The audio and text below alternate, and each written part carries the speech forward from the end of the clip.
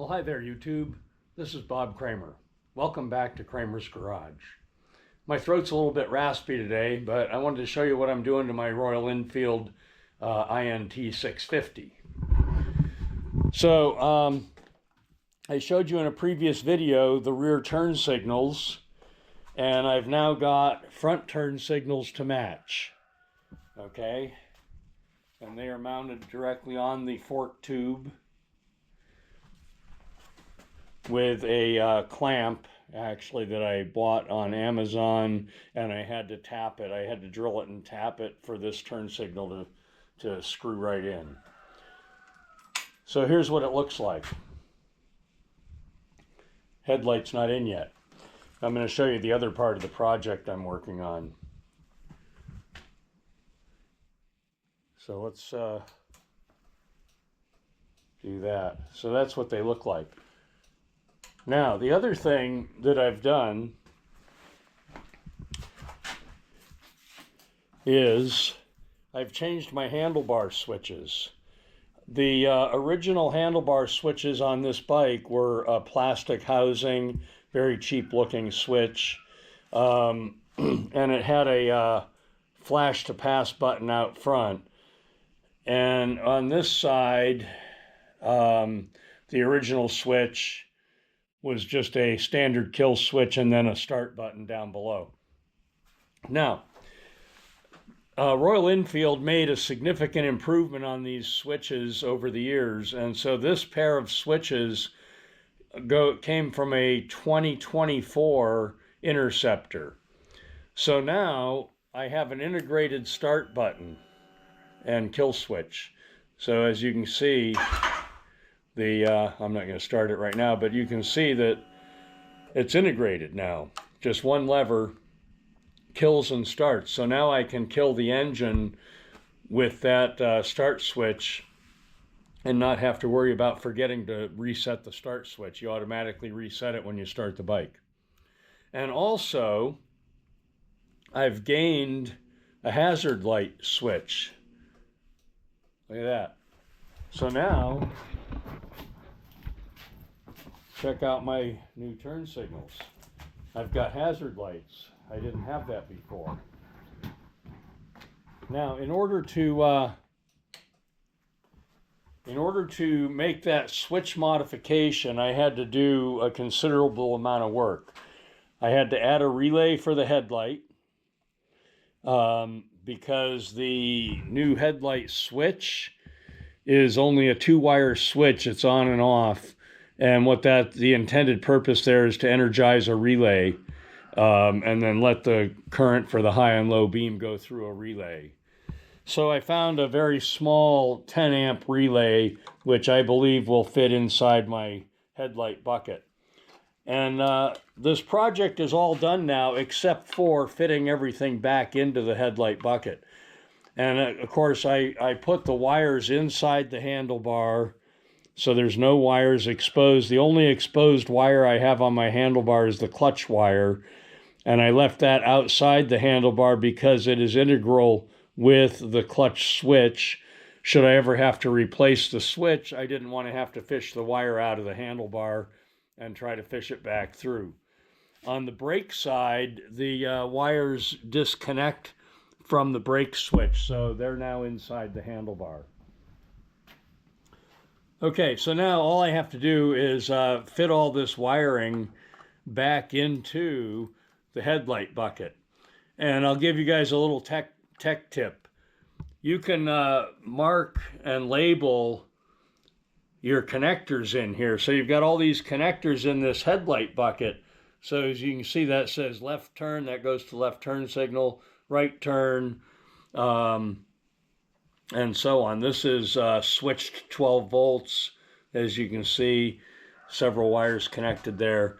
So anyway, that you can label these with a piece of masking tape and a permanent marker. So that goes to the turn horn and high beam switch and so on. And that makes it very handy in the future for troubleshooting or any future modifications. Okay, I'm going to turn the camera off and get all the wiring stuffed back into the headlight bucket, and I'll show you the finished result.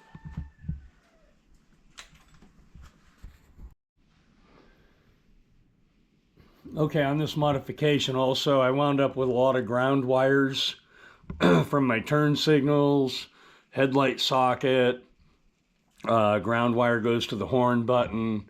So I put all the Royal Enfield had a bunch of ground wires all soldered together inside the wire harness. I cut the wire harness apart and took all that out and put all my ground wires right here on this screw in the back of the headlight bucket.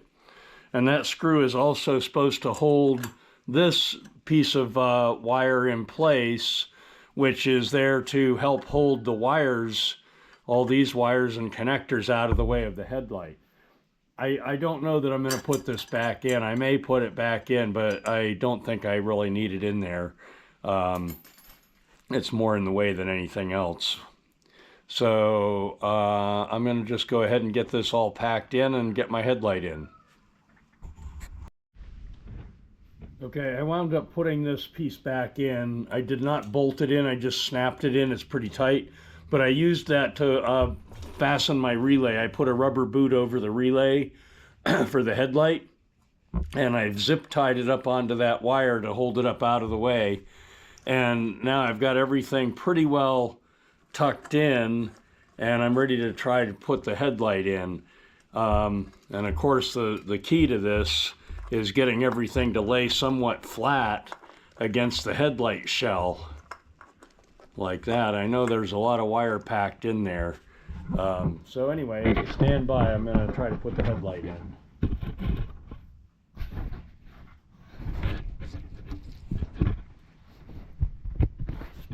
I'll get the camera situated here so we can... there. Let's try that.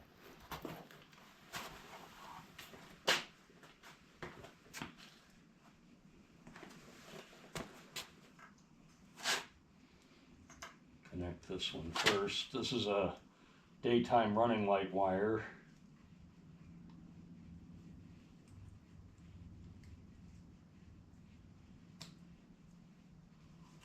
Which I think is completely unnecessary since the low beam is always on.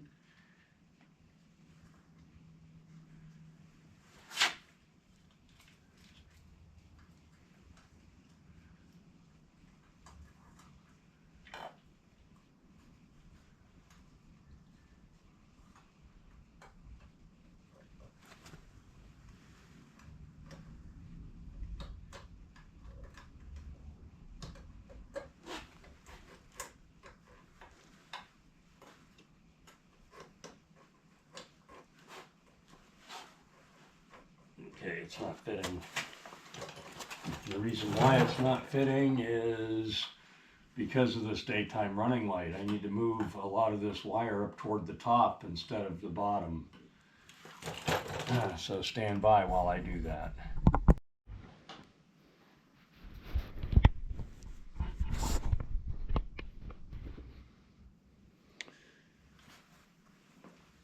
Okay, well, I got the headlight back together. All the wires are tucked in. It looks like my headlight's tipped down a little too far. I'll find out when it gets dark. But let's see if everything still works. High beam, low beam. 4-way flashers. Still working. How about in the back? Yep. Brake light.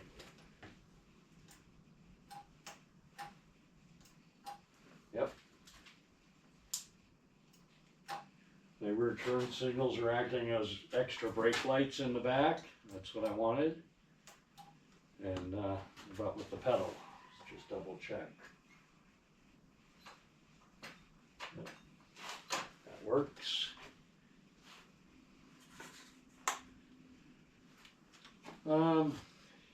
Yeah, I'm going to start it up once.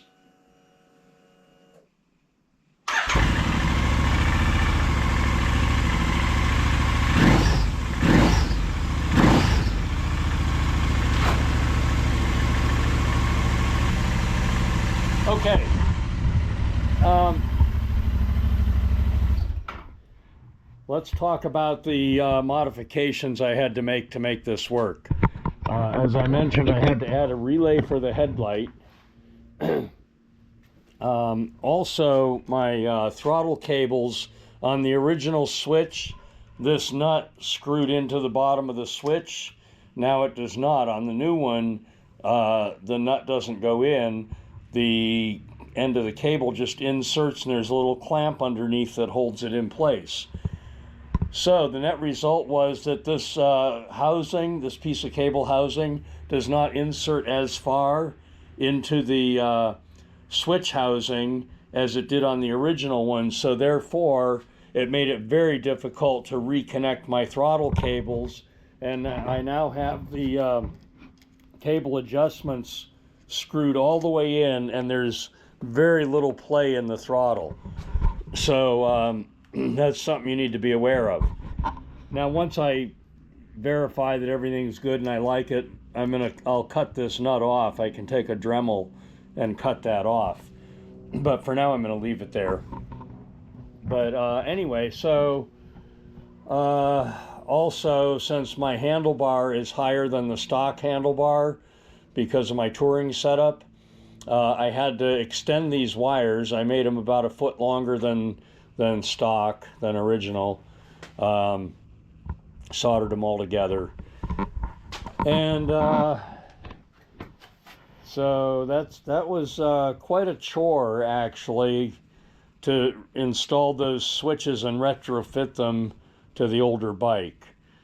I'm hoping it'll be worth it. I'll be test riding it later today, and I'll let you know. But I think that's it for this video. You can see I've got the new turn signals all the way around. I now have the marker lights in the front and back. The rear turn signals are also acting as brake lights. I showed you that in the previous video on this, but I'll just set it up and do it again.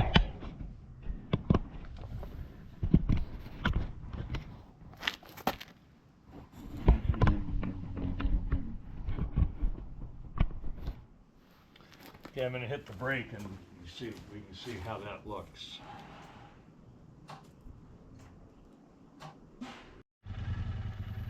So let's see what it looks like at night. You can see my two white marker lights show up pretty good, add to the visibility of the bike. And let's look at the rear.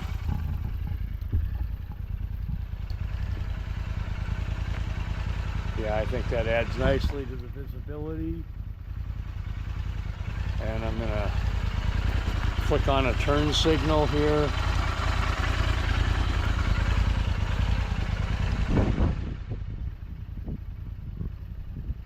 Yeah, I like it. I think that's a great upgrade. Let's look at the front one.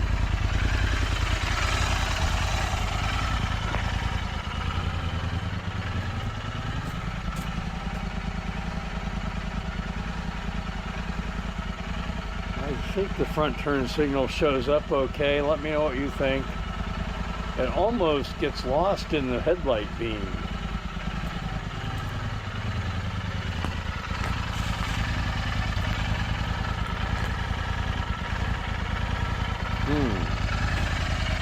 Let's see what the marker lights look like.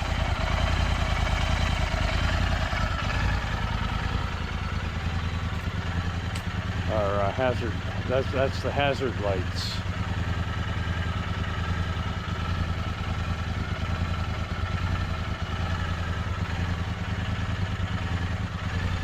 Okay, well, that's what it looks like after dark.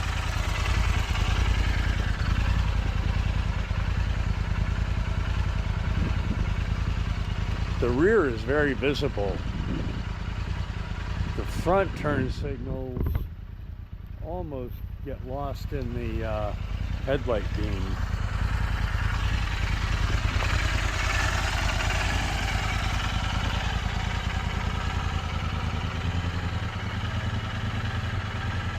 I think it's okay.